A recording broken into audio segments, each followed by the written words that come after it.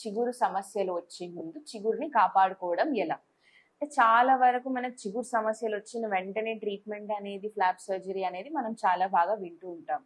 కాకపోతే ఈ చిగురు సమస్య వచ్చే ముందు అసలు చిగురు ఎంత హెల్దీగా ఉంది, చిగురుకి సమస్య వచ్చిందా లేదా అని గమనించడం, దాన్ని గుర్తుపట్టడం చాలా ఇంపార్టెంట్ అండి.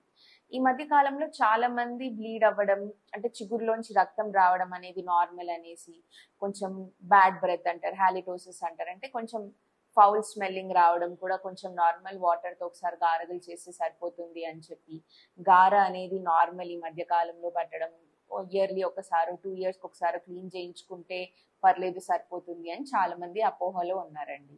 యూజువల్గా మనకు చిగురు సమస్యలు అనేవి ప్రతిదీ చిన్న విషయంగా స్టార్ట్ అవుతుంది, దాన్ని మనం పట్టించుకోకపోవడం వల్ల అది పెద్దదిగా మారుతుందండి. ఇప్పుడు ఈ చిన్న సమస్య అంటే మనం ఏదైనా తిన్నప్పుడు కానీ, గట్టి పదార్థాలు కొరికినప్పుడు